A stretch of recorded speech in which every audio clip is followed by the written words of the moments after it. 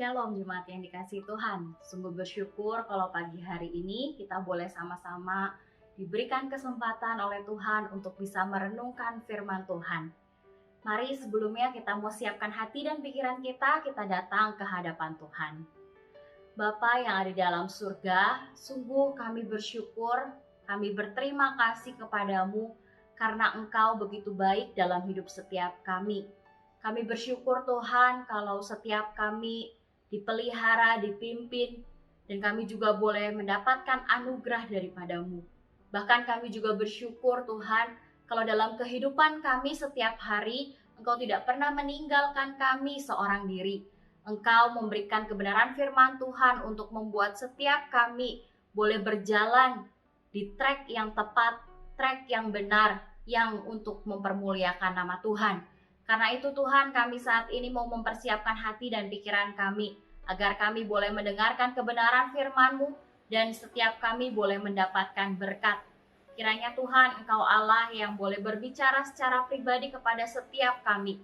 Kami serahkan waktu ini ke dalam tangan-Mu, di dalam nama Tuhan Yesus kami berdoa. Amin. Bapak Ibu yang dikasihi Tuhan, kita saat ini akan sama-sama merenungkan bagian firman Tuhan dari Yesaya pasal yang ke-59. Yesaya 59 ayat yang pertama hingga ayat yang ke-21. Saya akan membacakan beberapa bagian. LAI memberikan judul perikop, dosa adalah penghambat keselamatan. Sesungguhnya tangan Tuhan tidak kurang panjang untuk menyelamatkan, dan pendengarannya tidak kurang tajam untuk mendengar.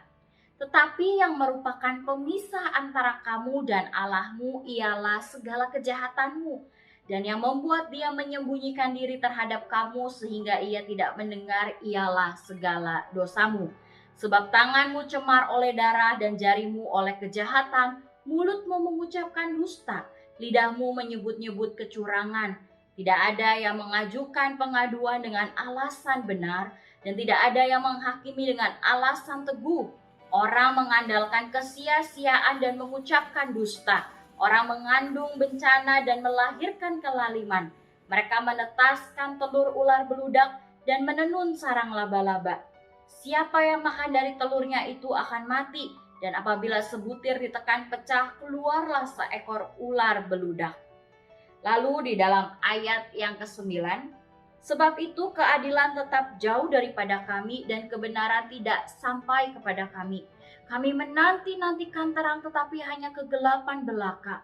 Menanti-nantikan cahaya tetapi kami berjalan dalam kekelaman. Kami meraba-raba dinding seperti orang buta, dan kami meraba-raba seolah-olah tidak punya mata. Kami tersandung di waktu tengah hari seperti di waktu senja. Duduk di tempat gelap seperti orang mati. Kami saling meraung seperti beruang, suara kami redup seperti suara burung merpati. Kami menanti-nantikan keadilan, tetapi tidak ada. Menanti-nantikan keselamatan, tetapi jauh dari hak kami. Sungguh dosa pemberontakan kami banyak di hadapan-Mu, dan dosa kami bersaksi melawan kami. Sungguh kami menyadari pemberontakan kami, dan kami mengenal kejahatan kami. Kami telah memberontak dan mungkir terhadap Tuhan dan berbalik dari mengikuti Allah kami. Kami merancangkan pemerasan dan penyelewengan, mengandung dusta dalam hati, melahirkannya dalam kata-kata.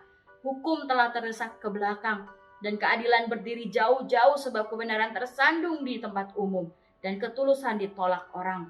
Demikian kebenaran telah hilang dan siapa yang menjauhi kejahatan ia menjadi korban rampasan. Tetapi Tuhan melihatnya dan adalah jahat di matanya, bahwa tidak ada hukum. Ia melihat bahwa tidak seorang pun yang tampil, dan ia tertegun karena tidak ada yang membela. Maka tangannya sendiri memberi dia pertolongan, dan keadilannya lah yang membantu dia. Ia mengenakan keadilan sebagai baju zirah, dan ketopong keselamatan ada di kepalanya. Ia mengenakan pakaian pembalasan dan menyelubung kecemburuan sebagai jubah. Sesuai dengan perbuatan-perbuatan orang, demikianlah ia memberi pembalasan, kehangatan murka kepada lawan-lawannya, ganjaran kepada musuh-musuhnya, bahkan kepada pulau-pulau yang jauh ia memberi ganjaran. Maka orang akan takut kepada nama Tuhan di tempat matahari terbenam, dan kepada kemuliaannya di tempat matahari terbit, sebab ia akan datang seperti arus dari tempat yang sempit, yang didorong oleh nafas Tuhan. dan ia akan datang sebagai penebus untuk Sion dan untuk orang-orang Yakub yang bertobat dari pemberontakannya. Demikianlah firman Tuhan. Adapun aku, inilah perjanjianku dengan mereka, firman Tuhan. Rohku yang menghinggapi engkau dan firmanku yang kutaruh dalam mulutmu tidak akan meninggalkan mulutmu dan mulut keturunanmu dan mulut keturunan mereka dari sekarang sampai selama-lamanya. Firman Tuhan. Sedemikian jauh pembacaan firman Tuhan hari ini. Bapak Ibu Saudara sekalian, berbahagialah setiap kita yang selalu merenungkan firman Tuhan dan berjuang untuk melakukannya. Bagian Yesaya 59 adalah bagian di mana bangsa Israel kala itu sedang meragukan kuasa daripada Allah. Dikatakan di dalam ayat yang pertama berbunyi demikian, sesungguhnya tangan Tuhan tidak kurang panjang untuk menyelamatkan dan pendengarannya tidak kurang tajam untuk mendengar. Kala itu bangsa Israel sedang menghadapi satu masa di mana mereka telah menunggu dan menantikan untuk mereka bisa bebas daripada pembuangan.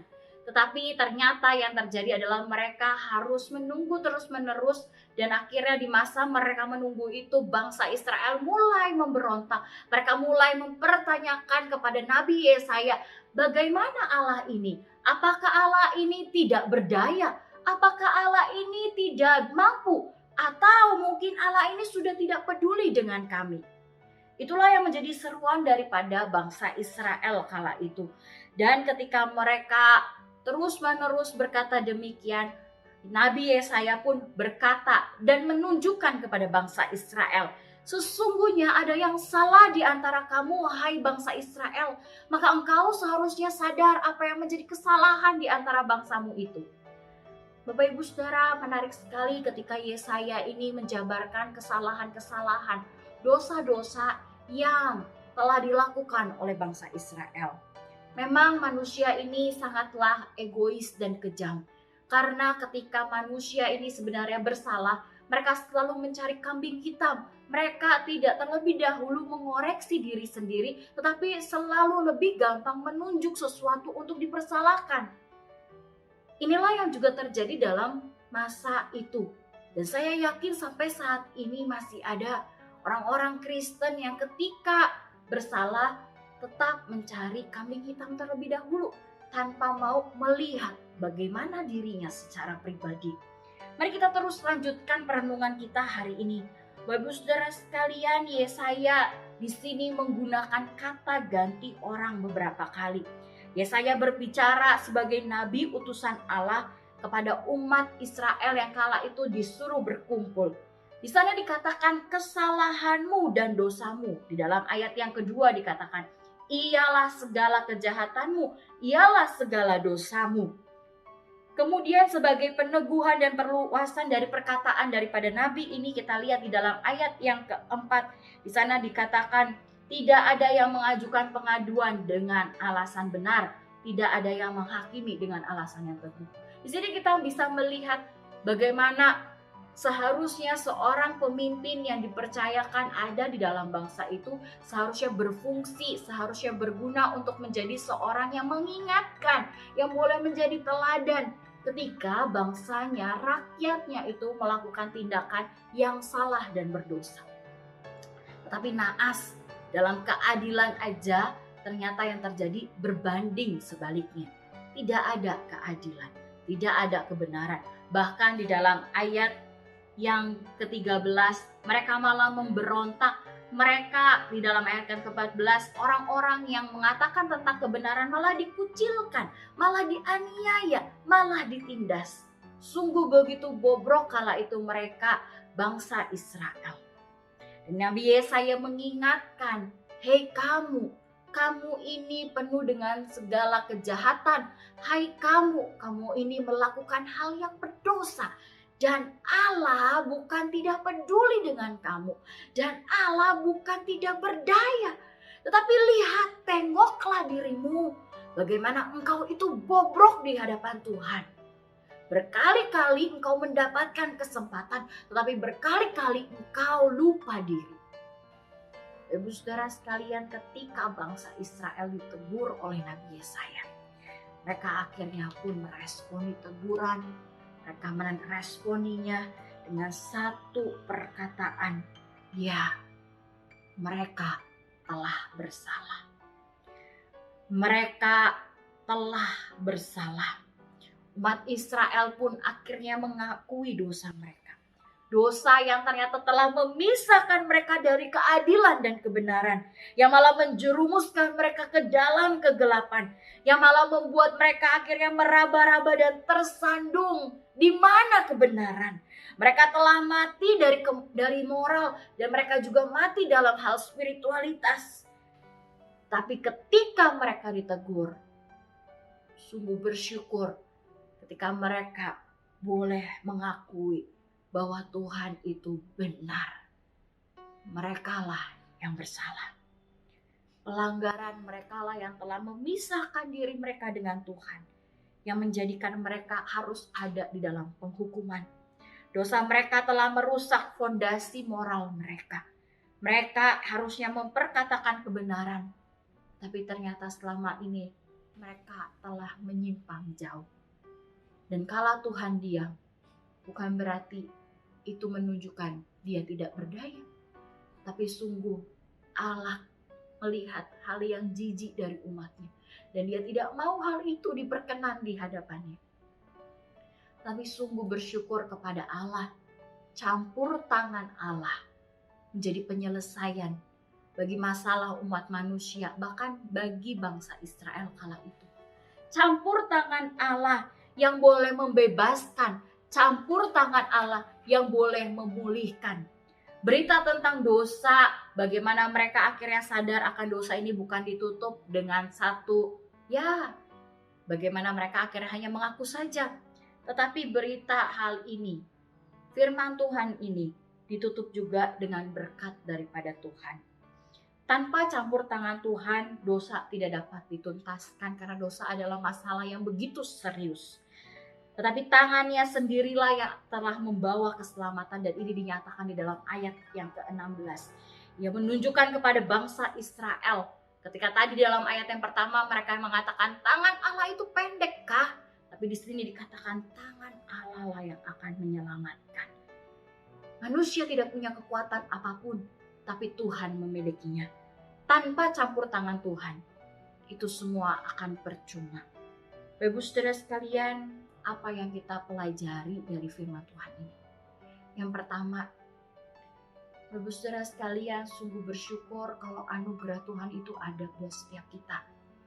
Kalau Tuhan itu turut ambil alih, campur tangannya nyata untuk masalah yang begitu serius bagi manusia, yaitu dosa. Masalah yang begitu serius yang tidak bisa diselesaikan oleh manusia manapun. Dan hanya Allah yang bisa menyelesaikannya. Sungguh kita bersyukur. Dan seharusnya kita tidak membuat diri kita yang telah menyadari bagaimana anugerahnya begitu besar itu terus-menerus berkecimpung dalam dosa. Maka yang seharusnya kita lakukan selain kita bersyukur untuk anugerahnya, maka yang seharusnya kita lakukan adalah kita sungguh-sungguh untuk hidup dalam anugerah Tuhan. Kita harus hidup dengan mengejar kekudusan. Kita mau menyelidiki hati kita. Kita mau melihat perkataan yang keluar daripada mulut kita. Kita mau melihat, mengintrospeksi diri kita bagaimana tingkah laku kita kepada orang lain.